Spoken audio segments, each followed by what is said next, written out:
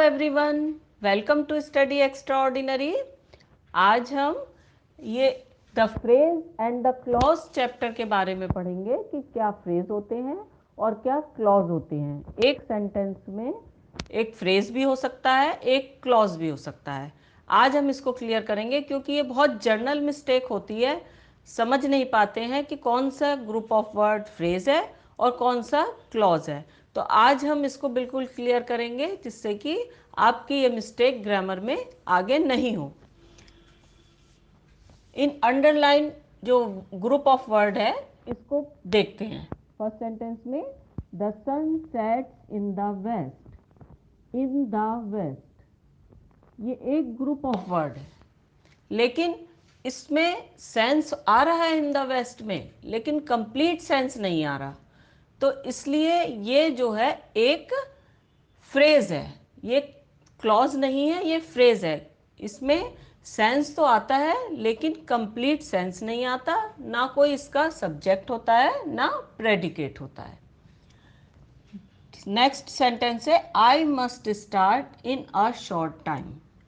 In a short time ये भी एक ग्रुप ऑफ वर्ड्स है जिसमें ना तो सब्जेक्ट है ना प्रेडिकेट है और सेंस आ रहा है इसमें लेकिन कंप्लीट सेंस नहीं है, तो ये भी एक फ्रेज है। तो फ्रेज में क्या होता है, no subject and no predicate, ये फ्रेज में है। अब है third sentence God helps those who help themselves.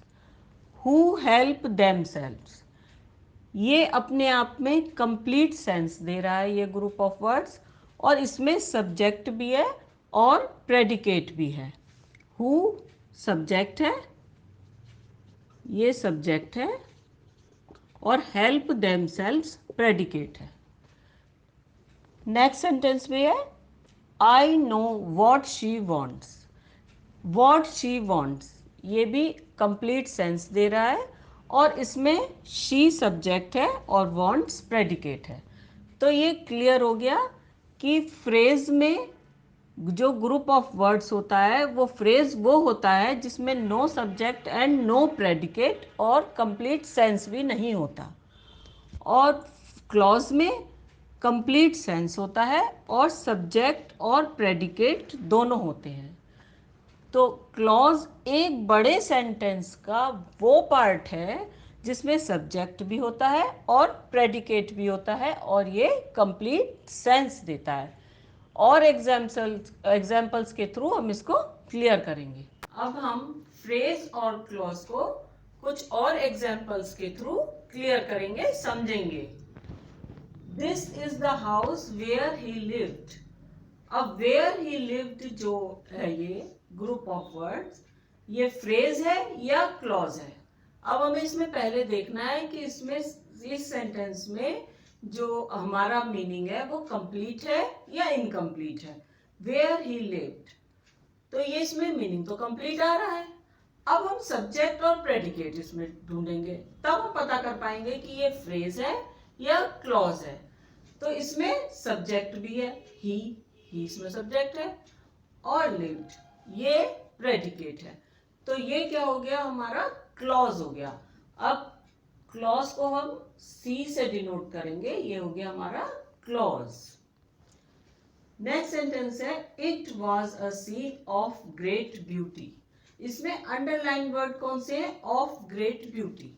तो हमें ऑफ ग्रेट ब्यूटी को देखना है कि ये फ्रेज है या क्लॉज है। ऑफ ग्रेट ब्यूटी ये तो देख के समझ में आ रहा है कि इसमें इनकम्प्लीट सेंस ही नहीं है, तो ये फ्रेज होगा।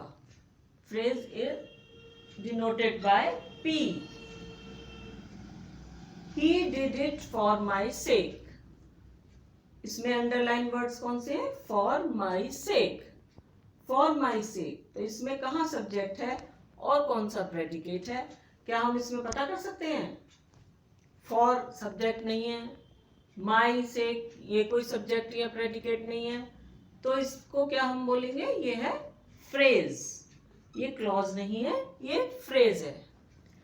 अब लास्ट सेंटेंस है strike the iron while it is hot. while it is hot। इसमें हम देखते हैं कि सब्जेक्ट प्रेडिकेट है, कंप्लीट सेंस है या इनकम्प्लीट सेंस है। तो इसमें कंप्लीट सेंस है कि जब ये हॉट है, गर्म है, तो इसमें कंप्लीट सेंस है। इसमें इट सब्जेक्ट है, इज हॉट प्रेडिकेट है, तो ये क्लॉज है। तो इस तरह से क्लॉज और फ्रेज कौन से होते हैं ये आपकी समझ में आया होगा। फ्रेज वो होते हैं जिनमें सेंस तो होता है जिन ग्रुप ऑफ वर्ड्स में, लेकिन कंप्लीट सेंस नहीं होता और कोई सब्जेक्ट नहीं होता, कोई प्रेडिकेट नहीं होता। और क्लॉज में मीनिंग भी कंप्लीट होता है, सब्जेक्ट भी होता है, प्रेडिकेट भी होता है। वो क्लॉज होता है एक बड़े सेंटेंस का पार्ट भी, वो अपने आप में एक सेंटेंस होता है। तो इट इज क्लियर कि फ्रेज और क्लॉज को हम कैसे पहचानेंगे और कैसे उनको अलग अलग करेंगे। जनरली यही उसमें एक्सरसाइज आती है कि इस फ्रेज कौन से ग्रुप ऑफ वर्ड्स हैं और क्लॉज कौन सा ग्रुप ऑफ वर्ड्स है। जो इसको हम पहचानेंगे तो हमारी एकदम क्लियर रहेगा और हम अच्छी तरीके से ग्रामर कर पाएंगे। तो आज का वर्ड ऑफ द डे है इकोसिस्टम। हम बहुत सुनते रहते हैं एनवायरनमेंट, पॉल्यूशन, इकोसिस्टम। तो इसमें इकोसिस्टम जो है ये इतना वाइडली यूज होता है वर्ड, लेकिन हमें समझ में नहीं आता कि इकोसिस्टम का क्या मीनिंग होता है, हम इसको कहाँ पर यूज कर सकते हैं। तो इकोसिस्टम क्या होता है?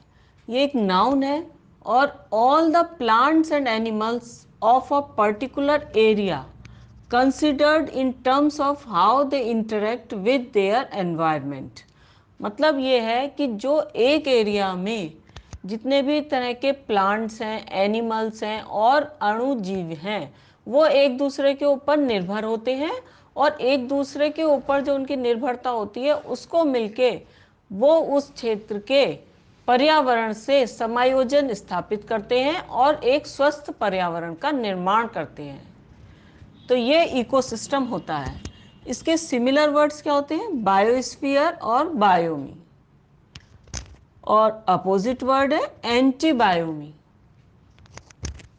और इसका हम कैसे यूज करते हैं? सेंटेंस में यूज देखते हैं। Any changes made in our ecosystem affect all the plants and animals that live there. तो इकोसिस्टम का हमने ये देखा और ये हमारे राइटिंग सेक्शन में बहुत ज़्यादा काम में आता है ये वर्ड। आप पहले भी वर्ड्स को नोट करते रहे होंगे जो भी वर्ड ऑफ द डे में हम बताते हैं, क्योंकि राइटिंग सेक्शन में ये वर्ड्स बहुत काम आते हैं। इनका यूज़, इनका मीनिंग अगर हमें पता होता है तो राइटिंग सेक्शन में ये इकोसिस्टम वर्ड बहुत ज़्यादा यूज़फुल रहेगा और इसको अच्छी तरीके से इसके यूज़ को समझ के करने की कोशिश करिएगा। और इस तरीके से अब हमारा ग्रामर में एक यूनिट कंप्लीट हो गया।